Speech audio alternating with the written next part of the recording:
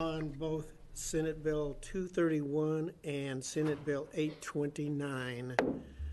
Senator Gelser.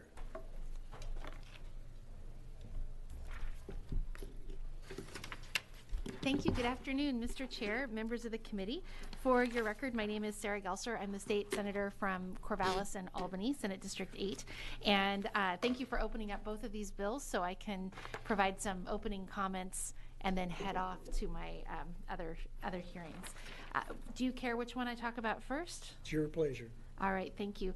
I'd like to start with Senate Bill 231, which establishes a task force on mental health support for students.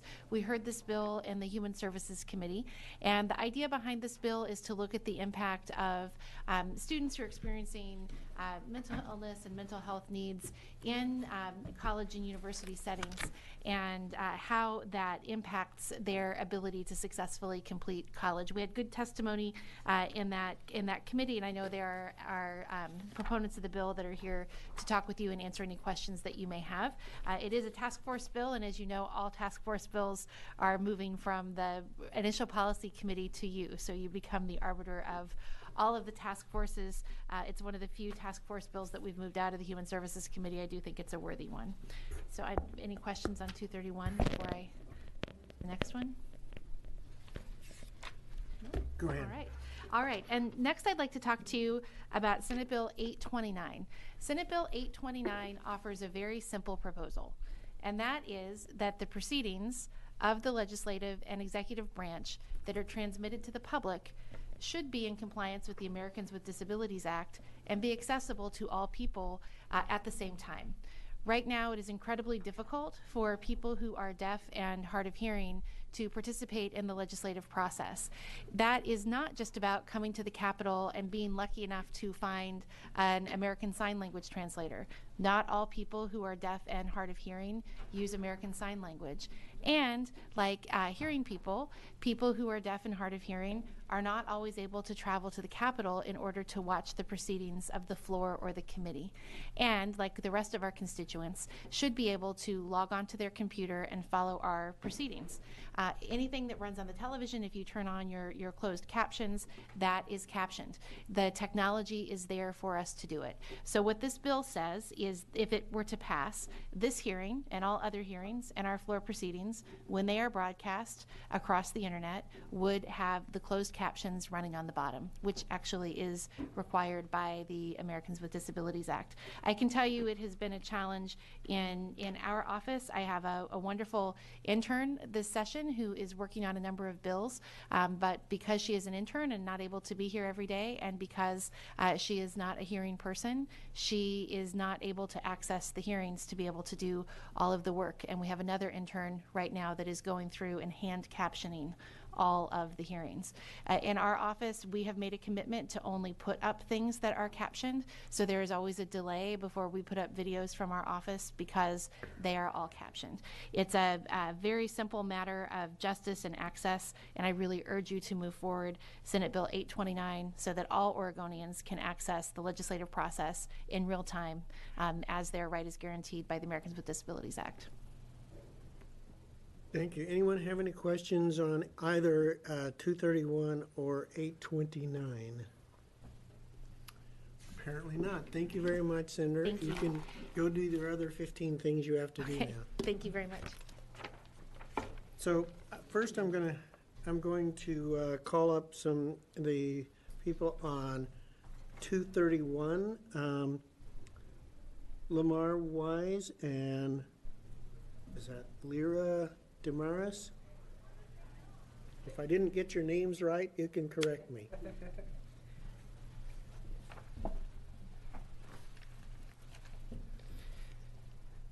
Chair Riley, members of the committee, my name is Lamar Wise. I'm the legislative director for the Oregon Student Association. The Oregon Student Association is about 41 years old, and we represent over 100,000 students statewide. And so this bill, Senate Bill 231, that is brought forward to you is being brought forth by students. This is a party issue for students, one of our party issues for students, and the reason why is because students all around the state have seen the need for more things to be done around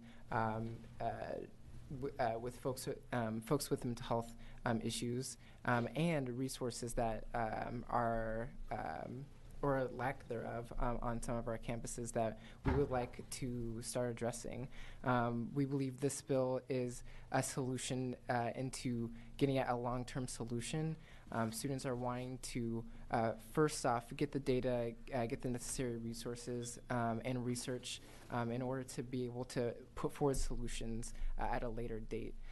We did not feel like we had all of the expertise that we needed to bring forward solutions, but through this task force, we're hoping to find solutions that are cost effective, and then secondly, effective for our students around the state. And so I'll pause. We have a student here, Lena, who this was actually her issue brief when going through our own process of selecting issues that we want to put forward. So I'll hand it off to Lena. Hi, so I'm Lena DeMorais. I am a student at Lynn Benton Community College. I also work with the Veterans Club and Active Minds out there. Originally, when I was creating the issue brief, I wanted to look at a mandatory implementation of mental health preparedness programs in higher education. But what I found in my research is that we did not have a lot of data, and none of the data that we had was consistent. It typically is either something pulled from national averages, or it's individual surveys that only a few campuses have done. I felt that as far as looking into programs that would help, the first step is getting that data, is recognizing the mental health issues that are coming forward right now. I myself am a type 1 bipolar, and so I struggle with numerous issues when it comes to schooling. I have actually spent 10 years since high school trying to get back in the program, and one of the things that really helped me succeed this time around is the fact that my school has counselors and has staff and faculty that have started participating in this mental health first aid program. I've also met with the state coordinator for mental health first aid programs here in Oregon. There are thousands of programs under implementation right now that are finally starting to kind of give that data that we need. But when it comes down to it, what students need right now is to understand what's happening, and I think that the staff, faculty, administrations also need to understand the scope of what is happening and what resources currently exist that are successful and what resources really aren't helping students that much. And I think that this task force is the first necessary step in helping students succeed, especially students that are neurodivergent. And what we're finding is we looked at data that said 1 in 4. We look at surveys here, we're looking at 1 in 2. There is definitely an increased rate for numerous reasons, and we really need to get down to what's going on. How can we help? How can we create a program that actually helps everyone and creates this streamlined resource center? It's become such an issue that on my campus, our student government even created a wellness position, which is specifically around looking at resources on our campus to help those students. That's why I, really urge you all to pass this bill, because I think that it is the first necessary step to really turning around this, endemic issue that we're finding. Thank you. Any questions for these two? I have a couple of questions. So give me a good reason why this has to be a task force instead of a work group. Task forces are expensive, and we're struggling right now for finding that kind of resource. So is there a good reason that this couldn't be just a work group? Chair Riley, yeah. So when first constructing this legislation, we were told that we could not do work groups, so we were told not to. So we pursued then this route of doing a task force. And so I was just following orders, so to speak, from what I was told. But our intention is for this not to cost the state dollars. We checked the fiscal impact, and we saw there was a wide range of $13K to over $300,000. We are not wanting to spend over $300,000 on this, but instead using what we can with the existing resources to get at these solutions. So I hope that answers your question, Senator. It does. So thank you very much. So I'm going to actually close the public hearing on Senate Bill 231, and we're going to continue on with Senate Bill 829. And so I'm going to try to get these names right, but I'll probably get them wrong. We have Stephen Brown, Chad Allwig, and Logan Palmore. If you could all three come up. Do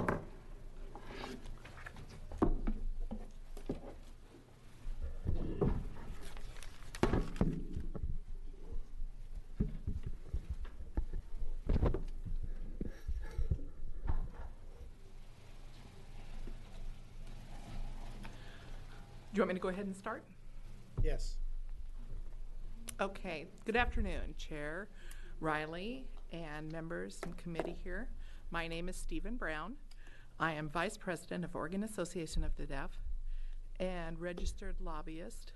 I'm so excited to be here today and to see some of you. I'm here to talk about Senate Bill 829. I was here 2 years ago also, and it seems it almost passed. The captioning law almost passed. We were just so close. And so I'm hoping this time it will pass. There's several reasons why we want it to pass. Not just because of deaf and hard of hearing and access for the legislature and senators, but for children who are interested in the political arena. They can read maybe Spanish and learn more and have an impact in their reading. And as they read it, then they'll understand the meanings. A lot of hard of hearing people also who have lost hearing, and they're using their hearing aids, and sometimes they can't hear because of environmental noises. So it'll be easy for them to be able to capture what the information is by reading it. Also, hard of hearing people who typically are in a state of denial. They're just kind of not wanting to fess up that they're losing some hearing. Captioning helps them as well. Then they don't need to tell people that they've lost hearing, and they can retain their privacy. Also, I interned here for 7 years for 2 representatives. We had no captioning or anything, and I had to have an interpreter full time. But really, I was shocked because I think that was in 1993. The law says that all TVs 13 inches and above must have a V-chip within them for captioning, and now the ADA was added, and it says you must have that. And then they have internet access and web streaming, and I think President Obama passed a law, I think in 2006-ish, must also have that in internet and things like that where it must be captioned. So I wanted to encourage you to bring Oregon into this century and provide access. Thank you for that. If you have any questions, I'm here. Hello, Chair Riley. My name is Chad Ludwig. I'm president of Oregon Association of the Deaf and registered lobbyist. We are an organization that represents 168,000 deaf people with hearing loss, and most of the percentage of them are hard of hearing who do not sign. We also have 3 bills last week: Senate Bill 1018, SB 1023, HB 3268, and all 3 of those are related to our community. The streaming, they put the streaming video on the website, but they didn't know what was happening with the 3 bills. They have significant and direct impact on their lives. However, the legislature here has full responsibility to make sure that everyone has full access. The 3 of us are heavily involved with legislative activities this year. You've probably seen us around a lot.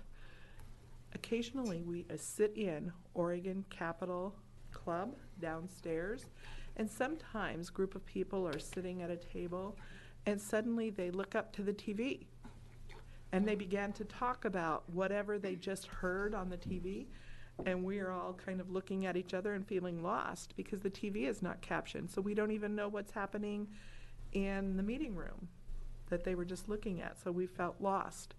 Other times we were standing waiting in the legislative office to schedule appointments, and sometimes the aide will have side conversations with other aides regarding their own legislature giving us hearing or testimony.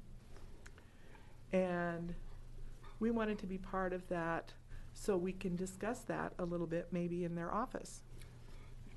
So accessibility is an ongoing issue. A lot of you may look at the dollars and cents, but that should never be an issue. Accessibility is the issue, and it is a federal law. We need your support to put a do pass recommendation on this bill. Thank you for your time.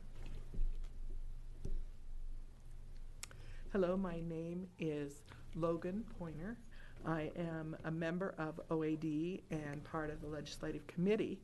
I've been involved and realized so much is needed, including captioning, because it's real-time information. I wish I could get it at home or here. I could open my laptop and see relevant information about what's going on, but I have to wait for a transcript, and then the transcript isn't always the same day.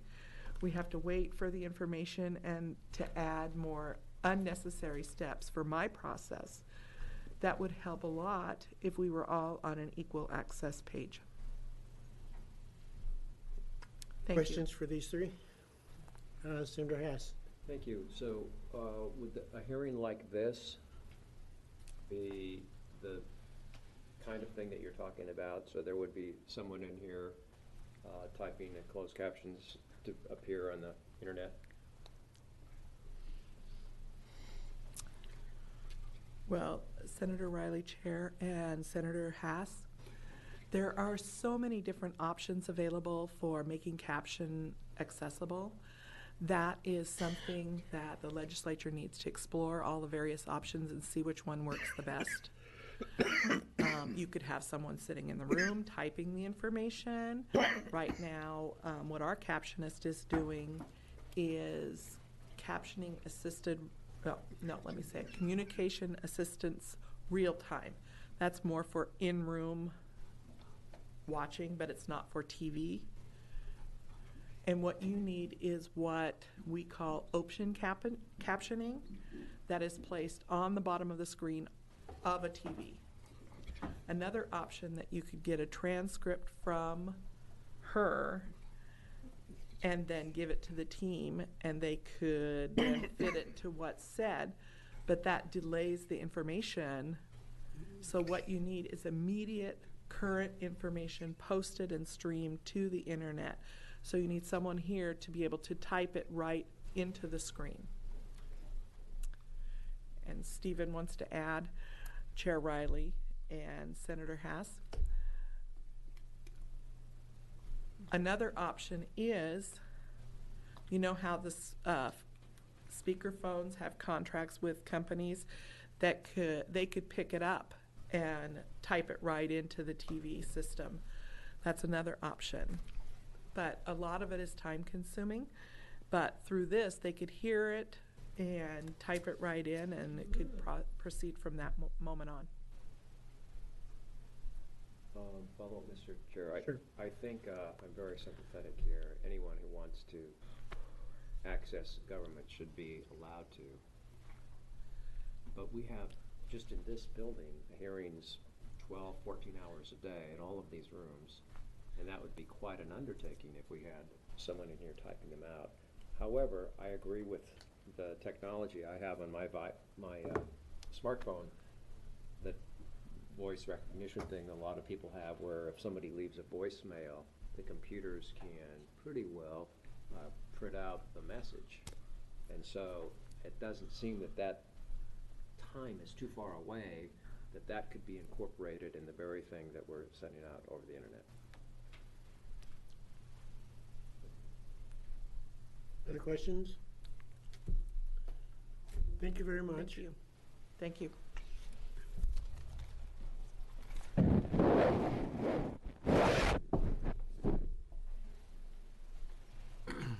So, Mark Hill, Gerald Fleming, Robert Koenig.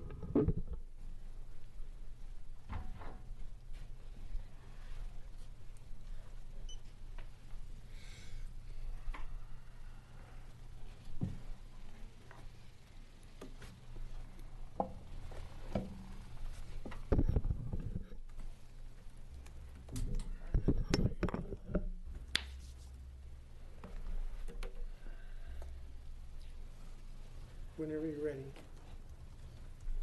Mark, you go ahead and start. Hello, my name is Mark Hill. I am a community member as well as an OAD legislative committee member. I wanted to focus on wanted to strongly encourage all of you to do pass this bill. Allow us to have equal access through captioning, and it's not just for deaf and hard of hearing, but really for everyone. And here within in the eyes of the public. And it is a law already, a federal law. So under the law, under the American Disability Act, we need to follow what the law states for that equal access. In today's world, technology is used so much, and so many are already using captioning. So I was trying to work with FCC as well as other organizations and watching what the FCC is doing and all the revisions they're making regarding to captioning. And so it's more and more closer to real-time captioning. So, and the same thing should be able to happen here. So I just want to encourage that real-time captioning that allows us to follow along with what's happening in the world today. I myself am a science major and I'm a politician, and I love to watch what the procedure is happening in legislature. And we're more like second-class citizens when we're just left out. I think it would be more equal access, and I'm American citizen, just like all of you, and I would like the same rights. Thank you very much for hearing me. And if you have any questions, I'll be glad to answer them for you. Thank you.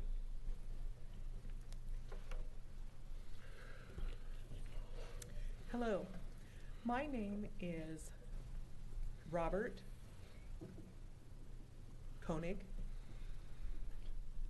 from Roseburg, Oregon. I'm very excited to be here today. I'm an activist in the deaf grassroots of Oregon and a member for OAD. We who cannot hear desire for video transmission of all the, both the legislative and the government, to put captioning in for email access for all who cannot hear. We all are just like everyone else here, people. We have the same passions for knowledge. And under the Leave No One Behind in Oregon, we desire that we're not left behind. I desire that captioning gives a big benefit for learning, even reading. I remember getting my first captioning box when I was a kid, and that's when I began to learn to really read. Now I'm able to read English better, and that's beneficial to all of us for our communication. Thank you for this wonderful opportunity and your time. Hello, my name is Gerald Fleming. I'm a state representative for Deaf Grassroots of Oregon with over 660 members. And we don't want to be in the dark. We feel neglected by knowledge of the political legislative process here in Oregon. We don't see captioning, so we've felt left out for a long time, and we don't want that to happen anymore. We feel that it's time for us to turn the lights on for everyone in Oregon. Thank you for your time. Questions of these three? Thank you very much for your time. Any other time? And we have one more, Tashi Winstein.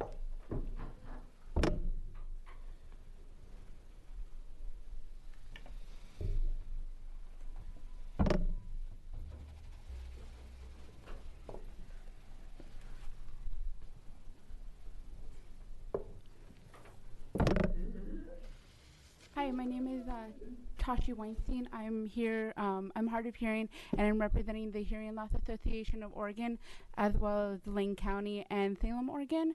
I'm hard of hearing. I was born with a damaged cochlea, but I wasn't diagnosed until the age of 12.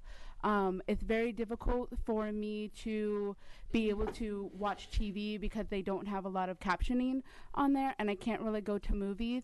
But I do come from a political family, and I'm really involved in politics. However, it's been very difficult for me to be involved in politics because a lot of places don't have FM systems.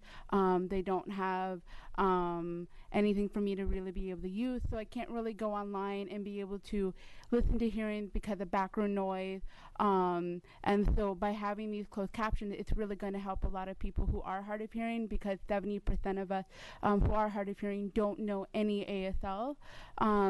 And many of us refuse to admit that we have some sort of hearing loss. And we've tried learning ASL in the past, but it's been very difficult for a lot of us.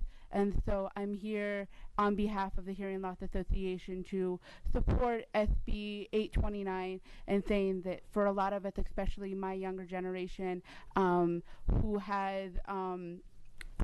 wears a lot of hearing, headphones, who are becoming increasingly hard of hearing, really need to be able to have closed caption, because we're losing our hearing, and this is a way for us to stay involved in politics.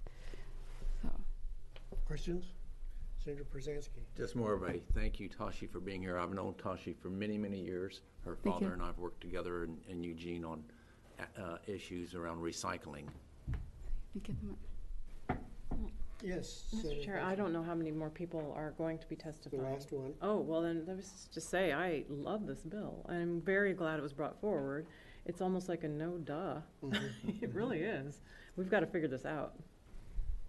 Okay. Thank you very much. Thank you. So that's the last person we have to testify, and I'm going to close a public hearing on Senate Bill 829. I'm going to open a work session on Senate Bill 829.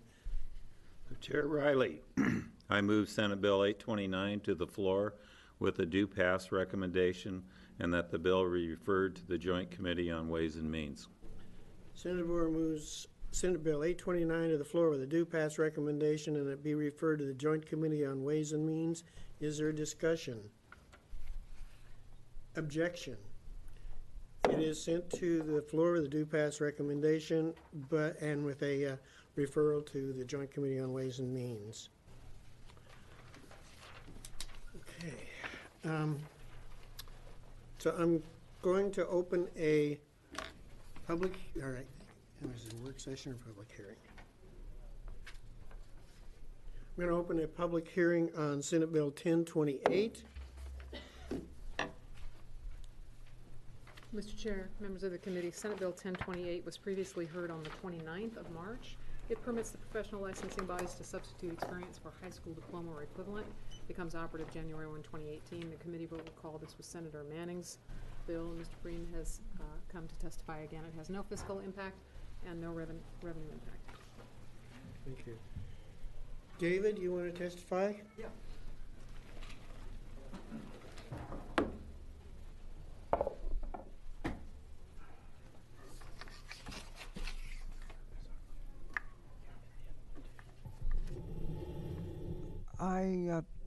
I like this bill. I got both sides really like this bill.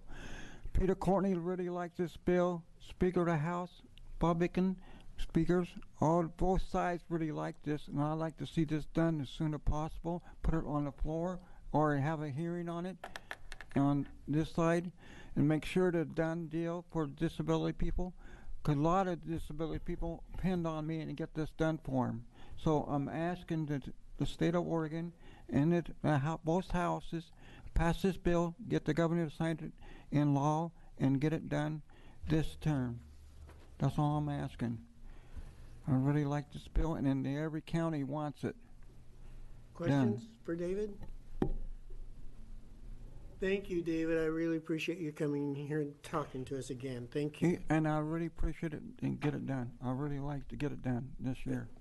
So I'm going to close the public hearing on Senate Bill 1028. I'm going to open a work session on Senate Bill 1028. Senator Boer. Chair Riley, I move Senate Bill 1028 to the floor with a due pass recommendation. Thank you. Senator Boer moves Senate Bill 1028 to the floor with a due pass recommendation. Is there a discussion? Is there objection? Mr. Chair. I just wanted to thank David for his hard work on this. You've been putting in a lot of time. Yes, I have. I've been working on it since the session started.